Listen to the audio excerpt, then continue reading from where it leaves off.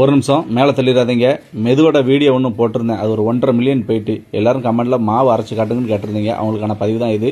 உளுந்து வந்து முழு உளுந்து தாங்க எடுக்கணும். முழு உளுந்தை எடுத்து இந்த மாதிரி 2 டைம் நல்லா வாஷ் பண்ணி அதை வந்து தண்ணியை பிடிச்சி நல்லா ஊற வச்சுருங்க. ஒரு 2 மணி நேரம் பாருங்கள். நல்லா இப்போ ஊறி வந்துட்டு இதை ரிட்டனும் வாஷ் பண்ணிவிட்டு நம்ம வந்து பாருங்கள் அது எவ்வளோ நல்லா பூ போல் மலர்ந்து வந்திருக்கு பாருங்கள் ஊறி. இதுக்கப்புறம் அதுக்கு வந்து தண்ணி பதங்க எந்த அளவு உளுந்துருக்கோ அந்த அளவு மட்டத்துக்கு வந்து தண்ணியை பதம் வச்சுக்கோங்க. பார்த்துக்கோங்க எப்படி இருக்குன்னு. நான் இந்த அளவு தாங்க வைப்பேன். வச்சு கிரைண்டரில் அப்படியே கொட்டி விட்டுருவேன். கிரைண்டர் வந்து நம்ம கிரைண்டர் வந்து பெரிய கிரைண்டர், அதனால் தாராளமாக ஓடும். இதுக்கப்புறம் நான் ஊடையில் வந்து எட்டியே பார்க்க மாட்டேன், வாரில் சுற்றிக்கிட்டு இருக்கும். பாருங்கள் இப்போ வந்து தண்ணியை வச்சு உங்களுக்கு காட்டுறேன் எப்படி சதன்னு ஓடுதுன்னு. கிரைண்டர் எவ்வளோ ஃபாஸ்ட்டாக இருக்குன்னு பாருங்கள்.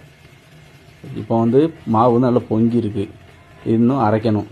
இப்போ வந்து பாருங்கள் கிரைண்டர் கல் சுலவாயிட்டு இப்போ வந்து நல்ல கிரைண்டிங் லெவலில் ஓடிட்டுருக்கும். நான் ஒரு கரெக்டாக அந்த போல் மாவையும் கொட்டி விட்டோம்னா கரெக்டாக ஒரு 1.5 மணி நேரம் கழித்து வந்து பார்ப்பேன், மாவு தயாராக இருக்கும்.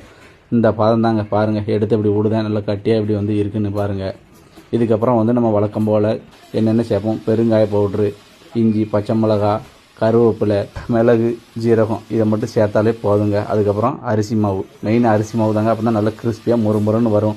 நான் வந்து மொத்தம் 5 கிலோ உளுந்துக்கு வந்து 1 கிலோ அரிசி மாவு வந்து ஃபுல்லாக போட்டிருக்கேன். போட்டு நல்ல பேட்டர் ரெடி பண்ணிட்டேன். பாருங்கள் நம்ம வந்து வடை பேட்டர் வந்து எப்படி கரெக்டாக கை பதத்துக்கு எவ்வளோ நீட்டாக வந்து இருக்குன்னு பாருங்கள். இந்த பதத்துக்கு நீங்கள் போட்டாலே போதும், வடை சூப்பராக வேறு லெவலில் மொறுன்னு வருங்க.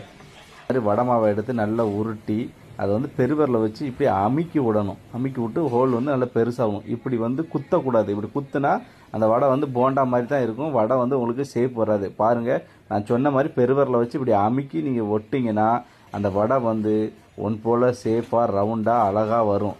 பாருங்கள் நம்ம வடை வந்து எப்படி பிஸ்கட் மாதிரி இருக்குன்னு. இந்த வீடியோ உங்களுக்கு பிடிச்சிருந்தா உங்கள் வீட்டு பிள்ளையா நினச்சி நம்ம சேனலை லைக் அண்ட் சப்ஸ்கிரைப் பண்ணுங்கள். தேங்க்யூ.